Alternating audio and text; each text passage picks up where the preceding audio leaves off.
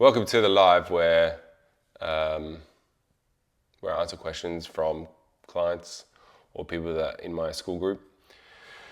So I got a question about bloating and ways to reduce it. And so I'm going to go through just a few things and we'll see if I can give you some tips that may reduce it a little bit. Just know that for most people, it can just be like a one-off thing, or that you may just be eating a lot of food at once and you think it's something bad, but really it's just your stomach and extending out, which is what it's meant to do when it fills up with food and water. So, just be mindful of that. Mostly every time you eat, it will go out a little bit. All right, so let's go on with diet. So there may be specific foods that may cause this kind of like what they call bloating or more extension, which is usually like the high fibrous foods, your cruciferous vegetables, like broccoli, cabbage, things like that. I know beans for me, really bad, gives me, not so good with the stomach, so I don't really eat beans anymore due to that. You got to like find out what's best for you. If you like having beans and you do well with them, then go right ahead. But there may be certain foods that may trigger you a little bit, and as soon as you eat it, boom. Like even some sweeteners as well, like carbonated drinks, like the sweeteners in there, or even chewing gum. Sometimes you might find that you may have it, and then it gets like, I don't know, like 5 minutes later, and you're like, whoa, what's going on? Like I'm a bit more extended than normal. So be mindful of what you're actually eating throughout your diet, because usually it can come down to the diet. There may be some other issues going on. I'll talk about that in a little bit later. But yeah, just focusing on the diet. Once you there's a good push towards having high fiber diet, between like 8 to 10 grams per 1,000. I usually just say try and get a lot of whole foods in, at least 80% of your diet, like being whole foods. Sometimes it's hard to get that in all the time, but if you can try and aim for that, that's really good. You'll feel a lot better. But where you may also feel a little bit more bloating is when you are having, say, maybe a protein bar and they've got, that added fiber that's in there. That can upset a few stomachs as well. So there's two types of fibers. Here we go. What are the two types of fibers? I can't even remember. Soluble and insoluble, I think. I think so. So think of soluble like in oats. It's something that will dissolve in water. And then something that's insoluble would be like the fiber in, say, like an apple peel, which is, so think of things that will dissolve in water. That's what basically soluble means. But if you put like an apple peel in water, then it wouldn't really dissolve. So that's just like the little bit of a distinction there. I'm sure there's some more sciencey nerds out there that may correct me on that, but that's how I understand it from the last time I remembered hearing about that or reading about that would have been years ago. So forgive me if I'm wrong. If I am, I will update it. So yeah, be careful of not be careful, just like notice the foods that you're eating. Like if you're eating takeaway all the time, you're eating like shit, and you're like, oh, my stomach's extended, then yeah, it's probably the shit that you're eating. Like, and you might just be eating a lot. You sit down, have some chips on the couch, and by the end of it, the bag's gone, and you wonder why your stomach's extended. So, yeah, diet's a big one when it comes to things like this. And what I've noticed is when you're eating, your fork is ready before you've even finished your mouthful, ready to already put another piece of food into your mouth. So, I think eating mindfully and eating slowly can really help with lowering the, bloating, if you want to call it that, from occurring. Because think about all this, like your body needs time to digest it, right? So if you're continuously like shoving food into your mouth, what do you think is going to happen? It's just going to like go boop, like that. And it's got no time. So yeah, just slow down and eat. And also it'll probably stop you from overeating as well, because you know it takes roughly around 20 minutes for the gut to signal to the brain that, you know, I'm full or whatever. So I try and aim for like 80% full if I'm like eating mindfully and I'm not tracking and I've got certain meals. Even then I try and eat mindfully. Like if I'm full, like just stop eating. So if you are on like a diet and you're trying to lose weight, then eating just like to that 80% full is a good metric to aim for. You've got other metrics, like if you can dance after you eat, you're good. But yeah, eating slowly is a good tip. Just if you don't change anything else and you just like eat mindfully and you eat slowly, you'd be surprised at how quickly you like get full. So give that a shot. Smaller portions, you're probably eating a lot, and then all that food, again, it's all in the stomach, and then you think you're bloated, but really just ate a lot of food. And I mean, that was what you did. Like, that's the facts.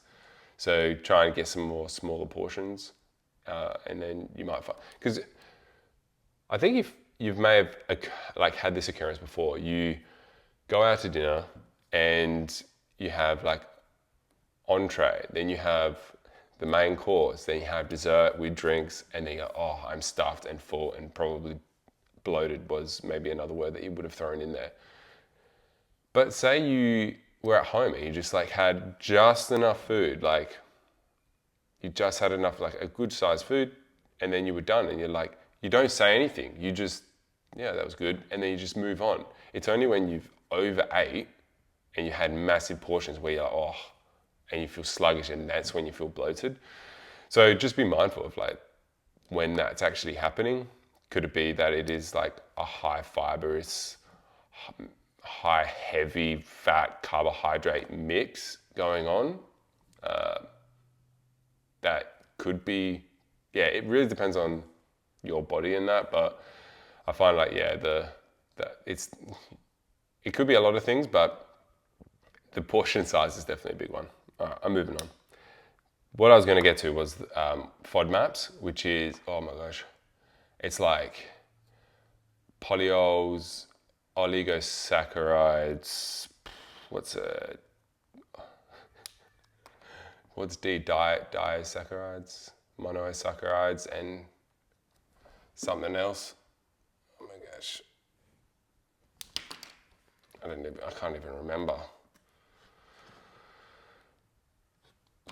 All right, so it's like fermentable oligosaccharides, disaccharides, monosaccharides, and polyols. I used to remember it off by heart.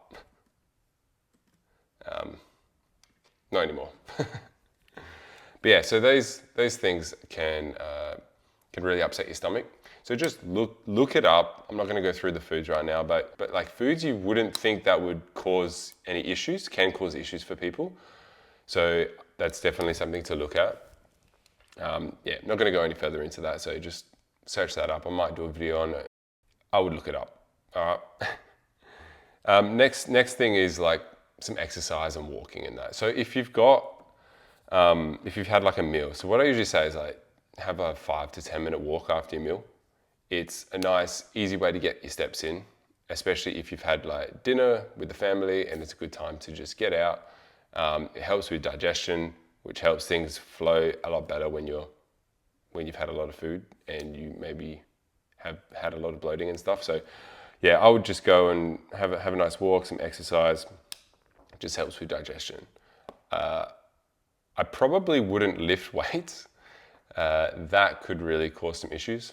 I know that specific times in the days I would have, I used to have like bacon and eggs, and then like 20 minutes later I'd go work out, and that, and wasn't a good time. Even oats and protein powder, which was a pre-workout that I used to have a couple hours before. Sometimes I would cut it short and have like half hour to an hour.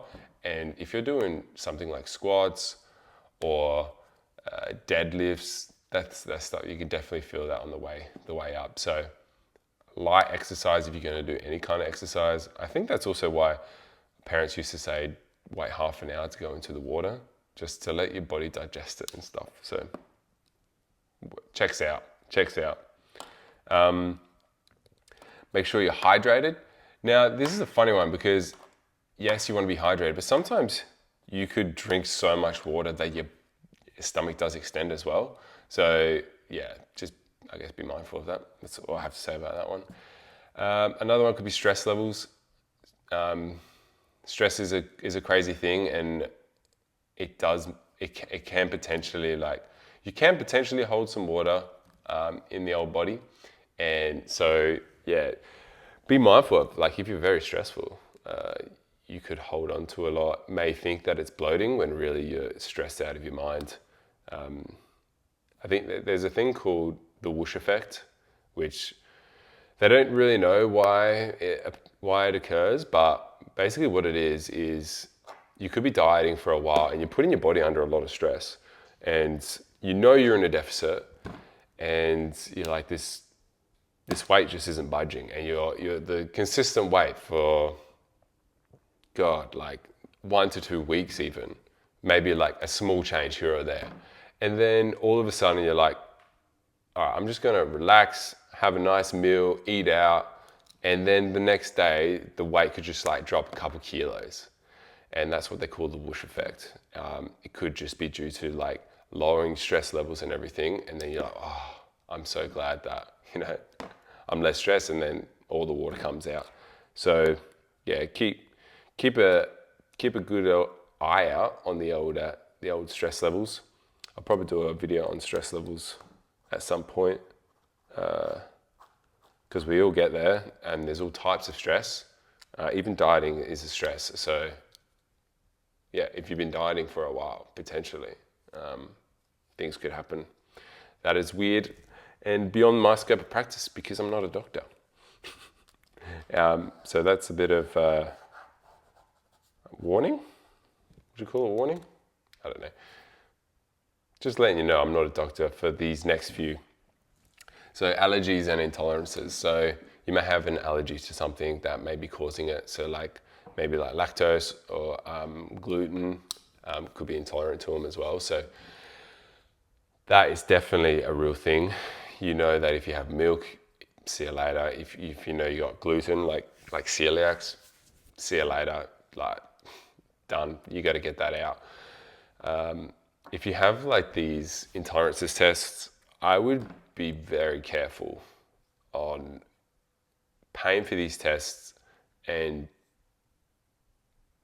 going by them. I don't think they're very evidence-based. They will probably just spit out all these random things saying, yeah, you're intolerant to this, you're intolerant to that. Because usually what happens is if you're eating a food a lot, it does show up on that. But yeah, I think most of those things are scams. So stay away from them, basically. I just, don't waste your money and just go with how you feel, but just be mindful of, like, is it actually the gluten that is causing you to bloat, or was it the 1.5 pizzas that you slammed before your Coke? Who knows? But if you can be honest with yourself and say, well, I only just had like half a slice, or if that's even a thing, a slice of pizza, and it straight away gone, then maybe yes, have a look at it. It could be the cheese on it as well, so it might be giving you a double whammy. But just be mindful of what that may be. Probiotics potentially could help. If you have gotten a prescription with a dietitian, then potentially they may work. The thing is with that, there's not a lot of research, hard research long term with probiotics. So I'd be mindful if you're going to pay for any of that kind of thing. And the last one is basically just consult your doctor if this happens long term. It's could be causing issues. So yeah, I'm not a doctor, but I'm just a person on the internet. So what do I know? So just, consult your doctor if anything like that is on an occurrence that happens long term. All right. I'm going to leave it there for today's video with all my technical issues. So have a great day. If you enjoyed this, please subscribe or share it with someone that might get value from it. Or tell me if I'm wrong. I would love to know where I am wrong. All right, see you later.